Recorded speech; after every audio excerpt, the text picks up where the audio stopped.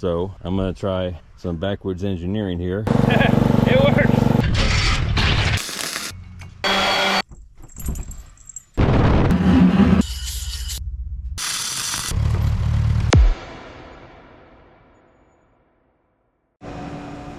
Well, hi guys, welcome back to my channel. I'm Handy Matt, and today I had a plan to go ahead and get this carburetor right here that is for this chainsaw put back together, because I got these little tiny parts in the mail, but plans got changed.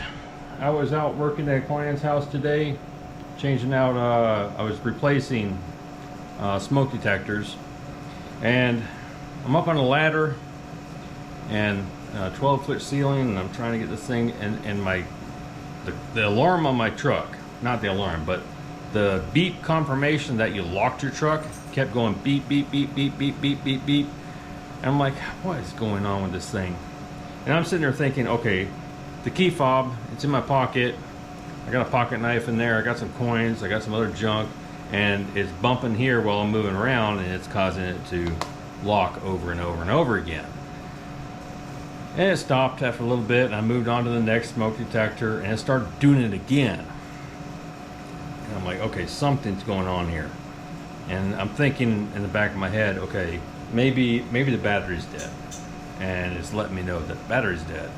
Well, that went away really quick, and I realized that it's never done it before, because my key fobs, they're on their third battery in the last 6 years since I bought the truck, and it's never done that. So I took the key fob apart, here's half of it, and I ripped the battery out. That stopped it, fixed it. It stopped beeping a whole bunch. And okay, well, I finished the job up. I got all the smoke detectors, carbon monoxide detectors completely replaced, tested everything, good to go, and I went to leave, and I had to put my key fob back together in order to start my truck. And I got home, and I'm like, okay, there's something going on here. So I took it apart, and I realized that there's more to this little rubber thing that has the push buttons on it than I thought, and it needs fixed because the part came off of it. And I got a setup here because I still haven't figured out how to work my new camera, and I got this magnifying glass. I'm gonna put you guys like right there, and I'm gonna show you what I'm gonna do to fix these things to hopefully make it work. But the first thing I need to do is, these key fobs have been in my pocket for a number of years. There's a lot of dirt and nasty stuff in there, and they need to get cleaned up. If you can't see, here's the little offending part right there that I need to super glue back in place. And then here's the one, this is the first one I was using for like the first 3 years I had the truck, and it stopped working, and I'm kind of thinking it might have the same problem.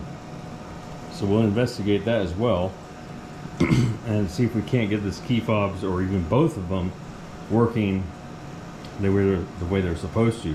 Now the electronic part of it, that's got the places where the buttons go that you push to unlock, and panic button, open your trunk, all that, this other stuff. This part, there's nothing wrong with it. It works fine. The battery is fully charged. Well, not fully charged, but it's got plenty of life left in it. I've got extras here just in case, which I will put a new one in it, because, well, if I got it ripped open, I might as well put a new one in it. So what I'm going to do is I'm going to take, not the electronic part, put that over here.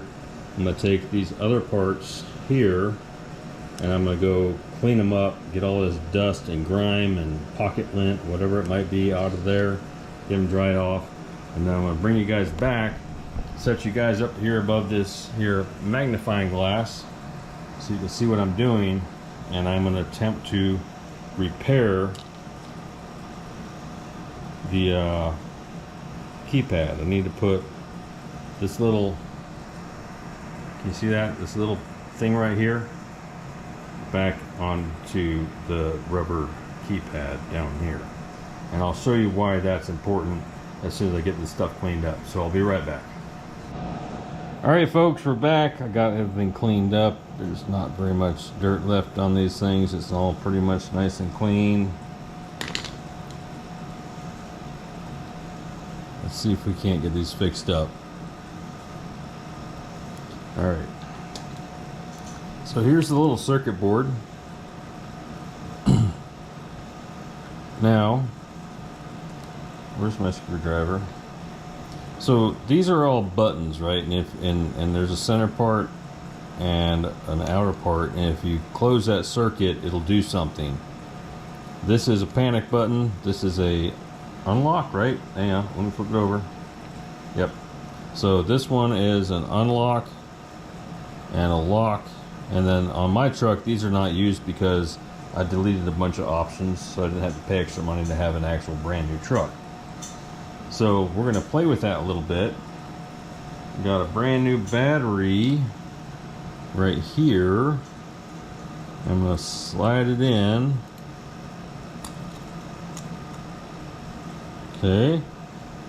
Now I'm going to close these circuits. So let's see, unlock, lock. Let's do the lock button a couple times and see if we can't hear my truck chirp a couple times.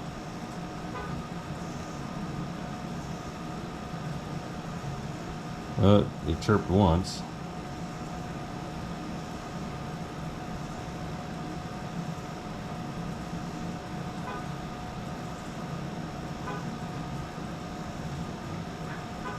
I don't know if you guys can hear that, but yeah, it works. Circuit board's great. Works great. I'm gonna take the battery out for right now so I don't make the dogs outside in my neighbor's yard bark all night. Okay. Now I did take apart the first fob I had, and we got some problems right here, boys. But I think it's fixable, so I'm not gonna toss it, because trying to buy a new one of these fobs is pretty spendy. So I'm gonna set that key fob aside. I'm gonna focus on trying to get this one fixed. So if you look inside here, here's the keypad, right? You push buttons, they make contact with the circuit board here, and they close those circuits and then make it do what it's supposed to do, right? On the bottom side of this rubber, there's these little circles. Here's one, here's another, that are bonded to the rubber, and they, when you press on them, close that circuit.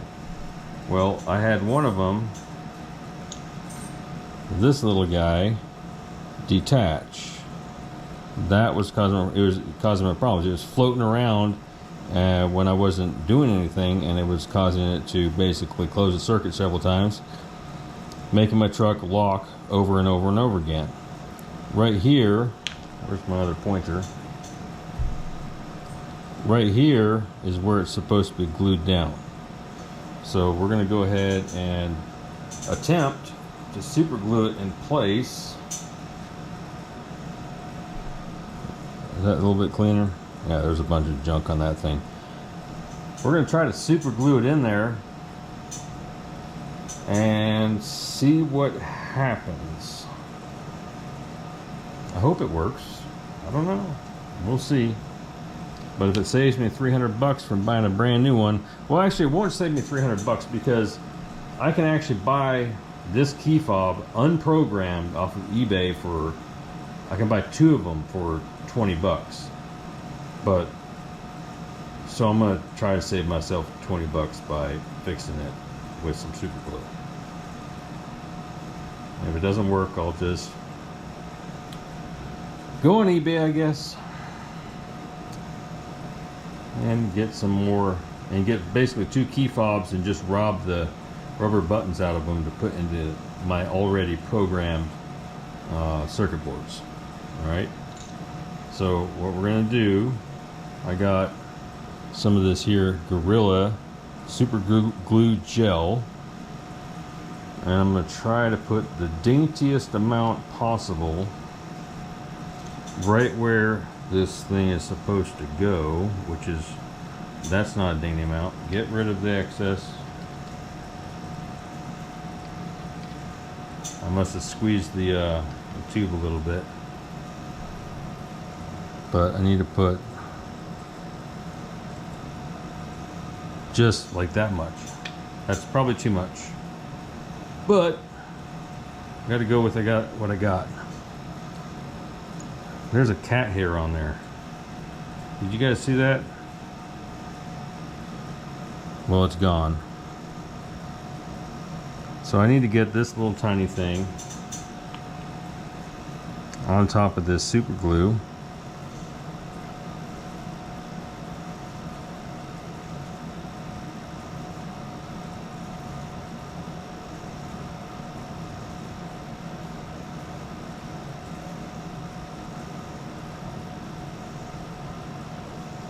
That looks pretty much centered like these other two.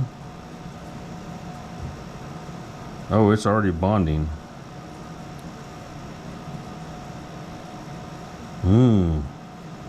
I hope it works.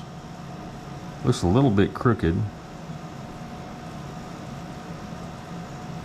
but fairly well centered.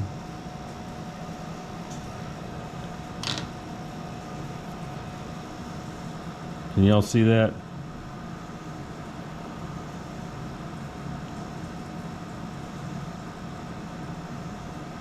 I have no idea if this is going to work or not, because it looks like this side right here is a little bit higher than this side. Can I slide it over? Nope. That super glue bonded good, quick too. Even though you can see that part right there is still not fully cured up. Okay, so I think the best thing to do is let this sit for about 20 minutes, maybe 30. Let that super glue bond up really good, and then put it back together and see if I fixed it. If I didn't, I guess I'll be on eBay tonight getting a new one of these, because these little round circles are metal, and there's the one that complete the circuits when you push the button. And I don't need anything other than a rubber part.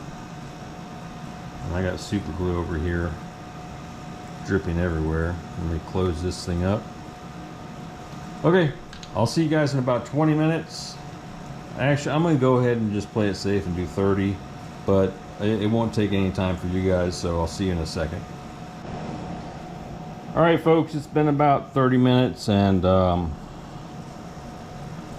seems like this little disc here has firmly affixed itself to the rubber. It's not near as pretty as the factory setup here, but it's on there. There's a little bit of junk on there. Let me try to scratch that off. This little tool I got here is kind of dirty too. So I think it's fair to say that it might be okay,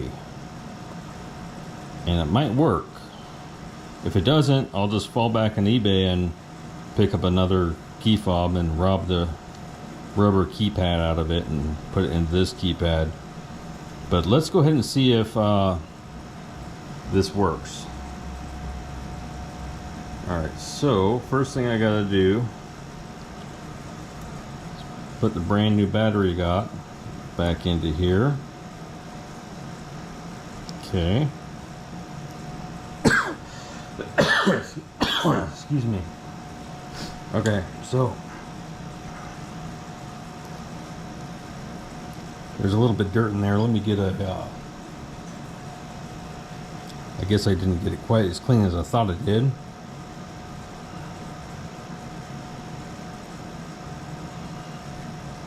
Not that it matters, because as soon as I put it in my pocket with all the junk I usually have in my pocket, it's going to get bunch of dirt back in it anyway. So this is the side that has a keypad on it. Okay, so let's put this rubber keypad back in here. Kind of fits in there just like so. And then here's the key, the circuit board basically. This side goes toward the keypad.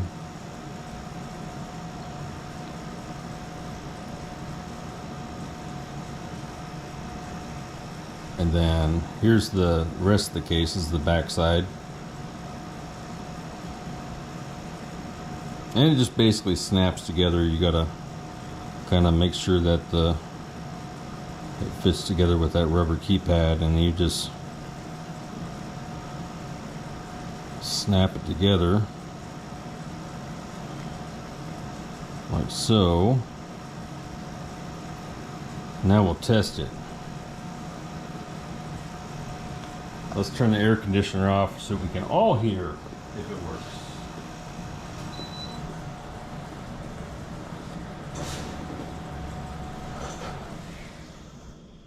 All right, let's hit the lock button.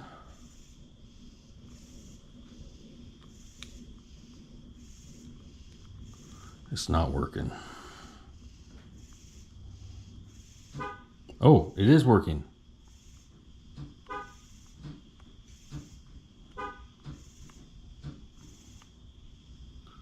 Unlock. Yep, it unlocks. And it locks. Oh, perfect. Let's try the panic button. The panic button. Let's see if we can scare our neighbors. Yep. Unlock. Yep. Lock. If I push it once, it locks. If I push it twice, it locks, and it gives me the horn real quick.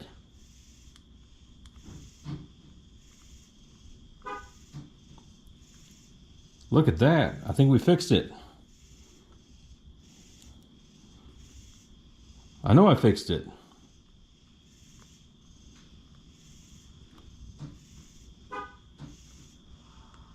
Takes a little bit extra pressure to make it work, but I just saved myself 300 bucks.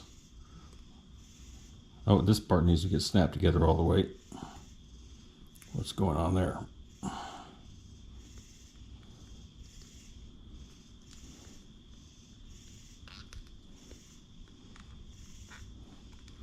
I'll figure that out later. So this is giving me some ideas that maybe this other key that looks a little burnt up, I can probably fix it as well. So I'm going to do that, not now. I'll do it off camera. I'm not going to do 2 videos of the same thing.